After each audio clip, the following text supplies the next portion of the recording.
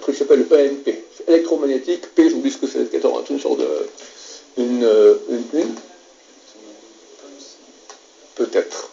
De quoi s'agit-il? T'envoies un missile avec une bombe atomique, mais au lieu qu'elle éclate sur Terre, elle éclate à 2000 mètres, 2000 km, 2000 mètres d'altitude. Enfin 1000 mètres d'altitude, je sais pas, 2000 mètres d'altitude. Pardon, 2 km. Et ça ne fait pas de dégâts directs physiques, mais ça ronge complètement tous les circuits imprimés, tout ce qui est appareils digitaux. Ordinateur, Internet. Les Américains ont dit, si c'est un truc pareil sur notre pays, en quelques mois, tu as plus que 10% de la population qui reste vivante. Tout est paralysé. Il n'y a plus d'eau, il n'y a plus de téléphone, il n'y a plus d'essence, il n'y a plus d'électricité, il n'y a plus rien. Alors nous, sans ça, on est mort, c'est bon. On n'a plus le temps d'aller traire la vache et aller labourer les champs pour avoir un peu de blé. D'accord, on ne fait plus ça. Bonjour à tous. Dans ce bref petit extrait, le rabbin Ron Chaya nous parle de cette nouvelle arme à impulsion électromagnétique qui fut découverte lors des premiers essais nucléaires en 1945. Une impulsion électromagnétique, plus communément appelée IEM, est une émission d'ondes électromagnétiques brèves et de très forte amplitude qui peut détruire de nombreux appareils électriques et électroniques reliés au courant et non protégés et brouiller les télécommunications. Les conséquences d'une telle impulsion sur une zone habitée pourraient être catastrophiques, surtout dans les pays développés. Lors des premiers essais nucléaires, cette arme à impulsion électromagnétique n'existait pas vraiment. C'était juste un effet secondaire qui succédait aux explosions atomiques.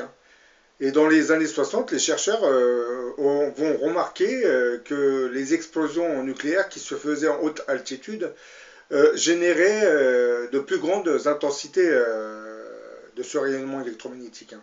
Lors du premier essai nucléaire des États-Unis le 16 juillet 1945, l'équipement électronique avait été protégé en raison de la prévision d'un des techniciens, du moins responsable du projet Manhattan, Enrico Fermi, d'une impulsion électromagnétique due à la détonation. D'après l'histoire officielle, toutes les lignes de signaux avaient été complètement blindées et dans de nombreux cas doublement blindées. Malgré tout cela, vous avez de nombreux enregistrements auraient été quand même perdus à cause du rayonnement électromagnétique qui avait été émis lors de l'explosion, qui avait paralysé l'équipement d'enregistrement. Pendant les essais nucléaires britanniques de 1952 à 1953, il y avait eu des défaillances qui avaient été attribuées à une sorte de radio flash, qui était alors le terme britannique pour impulsion électromagnétique, IEM. C'est bien à cause de ce genre d'impulsion électromagnétique que les autorités américaines aujourd'hui s'inquiètent du potentiel nucléaire de la Corée du Nord. Et nous savons depuis les années 60 que toute arme nucléaire qui explose au-dessus d'une altitude de 30 km générera une impulsion électromagnétique qui détruira l'électronique et probablement pourrait faire effondrer les réseaux électriques ainsi que d'autres infrastructures essentielles, qui, comme vous le savez, sont les transports, les banques, la nourriture, la communication, tout ce qui concerne l'activité de la société, en gros. Même les barrages hydroélectriques et tout ça, ça s'arrêtera. Même l'eau, vous n'aurez même plus d'eau, puisque tout le système électrique sera mis hors d'état de nuire. Il sera complètement grillé. Il faudra du temps pour remettre tout en truc, mais tout en fonctionnement. Mais bon, le problème, c'est que si c'est une attaque d'une armée ennemie, cette armée ennemie ne va pas attendre que vous remettiez tout en circulation. Elle va envahir le pays. Donc, comme je viens de le dire, une telle impulsion électromagnétique ferait effondrer tout notre réseau électrique, et les infrastructures essentielles comme les communications, les transports, les banques, la nourriture, l'eau, qui soutiennent en fait notre civilisation moderne. Tout cela pourrait être détruit par une seule arme nucléaire qui serait lancée et qui exploserait en altitude au-dessus des États-Unis. Et ainsi, vous avez, bon, je dis pas, vous avez peut-être 300 millions d'Américains qui vont vivre sans électricité, parce que bon, je ne sais pas si ça va affecter tout le pays. Ça va peut-être affecter, une telle explosion, ça pourrait affecter plusieurs États américains en paralysant complètement l'électronique des États. Et pour ne pas rassurer les Américains, savent que la Corée du Nord, qui avait procédé au lancement d'un satellite, posséderait désormais la capacité de lancer un missile intercontinental contenant une charge nucléaire capable de générer une telle impulsion électromagnétique. Et cela au-dessus des États-Unis. Depuis quelques années, la Corée du Nord a mis au point et testé, comme vous le savez, avec succès, certaines armes nucléaires. Elle avait aussi réussi à miniaturiser certaines de ces armes nucléaires, qui de ce fait peuvent désormais être expédiées, du moins intégrées dans ces missiles balistiques, et expédiées vers les États-Unis. Parce que dès l'instant où vous pouvez envoyer un satellite, vous pouvez envoyer des missiles carrément vers le territoire des États-Unis. En 2011, le directeur de la défense américaine, c'est-à-dire la fameuse CIA, avait témoigné à la commission sénatoriale des services armés que la Corée du Nord avait militarisé ses engins nucléaires en ogive pour des missiles balistiques. Comme je viens de le dire, précisons que les bombes capables de neutraliser les appareils électroniques et brouiller les télécommunications par impulsion électromagnétique n'ont rien de nouveau dans l'arsenal militaire. Donc le fait de savoir que la Corée possède des missiles balistiques dans lesquels elle pourrait intégrer des engins nucléaires ne rassure pas l'état-major américain. Parce que comme je l'ai dit, le principe de l'impulsion électromagnétique était connu depuis 1945 avec le développement des bombes atomiques. Il faut juste faire exploser cette bombe atomique à plusieurs kilomètres d'altitude pour générer une puissante impulsion électromagnétique qui va complètement dérégler le système électrique et électronique de la société en bas. Mais la possibilité de créer une impulsion électromagnétique non nucléaire n'était, elle, connue que depuis les années 60, surtout le début des années 60, en 1951 pour être plus précis.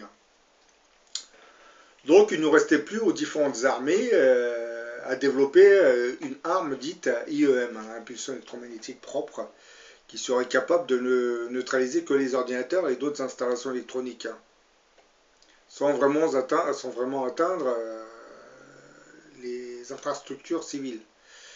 On a appris depuis quelques années que le géant Boeing avait prétendu avoir réussi, lors de certains essais menés dans le désert de l'Utah, aux États-Unis, ce genre de prouesse. En collaboration avec l'US Air Force, l'avionneur et fabricant d'armes américain aurait envoyé un missile piloté à distance et à basse altitude pendant 1 heure, qui aurait déchargé une forte impulsion de micro-ondes au-dessus de cette installation militaire. Et à chaque fois, l'électronique abritée dans les bâtiments aurait cédé, tout se serait éteint. La pulsion de plusieurs milliers de volts était capable de pénétrer les bunkers et les installations souterraines. Ils avaient fait une sorte de petite vidéo, qui avait été diffusée par Boeing. Celle-ci montrait une salle d'ordinateur dotée d'écrans à tubes cathodiques, sans doute qui sont beaucoup plus sensibles que les écrans LCD, plus récents. Et au moment du passage du missile, les ordinateurs se seraient complètement éteints. Nous avons touché toutes les cibles que nous voulions, se sont exclamés les responsables de l'expérience, et transformé la science-fiction en science réelle. Disait le directeur du programme chez Boeing. Lorsque les ordinateurs se sont éteints, ça a même pris les caméras installées pour filmer l'expérience, c'est pour vous dire. Donc ce que le cinéma de science-fiction nous présentait est devenu depuis quelques années réalité. C'est-à-dire grâce à certains missiles envoyés au-dessus de la zone ennemie, on peut envoyer une puissante impulsion électromagnétique qui déréglerait tout le système électronique de l'ennemi, des appareils ennemis. Mais on peut aller encore plus loin dans la fiction, dans le futur, c'est qu'on peut mettre au point des rayons électromagnétiques qui, eux, lorsqu'ils cibleraient un blindé ou n'importe quoi, stopperaient, du moins grillerait toute l'électronique, tout le système électrique et électronique de l'appareil. Par exemple, un blindé, lorsqu'il serait ciblé par ce genre de faisceau, s'arrêterait automatiquement puisque tout le système électrique et électronique serait arrêté. C'est pareil pour un avion, mais bon, c'est plus malheureux pour un avion parce que lorsque vous ciblez un avion avec ce genre de faisceau électromagnétique, vous déréglez tout le système électronique et électrique, ce qui logiquement va couper comment dire, les turboréacteurs.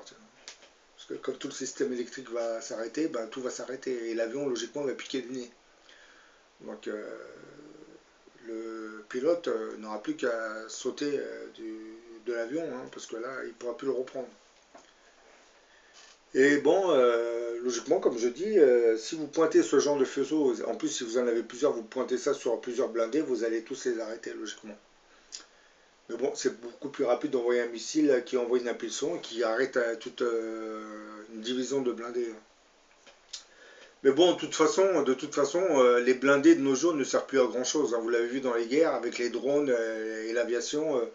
Les armées, surtout, on l'a vu avec l'Irak, les blindés ne servent plus à grand chose, hein. Vous sortez vos blindés, ils sont immédiatement détruits par des missiles qui se trouvent à je ne sais pas combien de kilomètres de là. Donc, on continue à vendre des blindés, mais bon, ça, les blindés, c'est surtout pour les armées conventionnelles, c'est pour les petites guerres entre les pays, hein. Eux, ils peuvent se faire la guerre avec ces blindés, mais si un de ces pays du tiers-monde entre en conflit avec les États-Unis ou une autre puissance, leurs blindés ne leur serviraient plus à grand-chose, hein, puisqu'ils seraient assez rapidement détruits par des missiles, hein, des missiles envoyés par des drones, hein, ou par d'autres appareils, hein. Bon voilà, j'en ai fini, hein, comme vous le savez maintenant, nous sommes entrés dans une ère apocalyptique, hein, donc ces armes, ce sont vraiment les armes de l'apocalypse, hein. Il suffit qu'il y ait un conflit qui se déclenche entre la Russie et les États-Unis, et je reste persuadé que beaucoup de ces armes seront utilisées, hein, pour affaiblir l'ennemi, hein. Et en jouant avec les alliances des différents pays, ben, nous, l'Europe, on sera ciblé aussi par la Russie, logiquement. Parce qu'indirectement, on est les alliés des Américains. Bon, j'en ai fini avec cette vidéo, hein, et je vous dis à la prochaine pour une autre.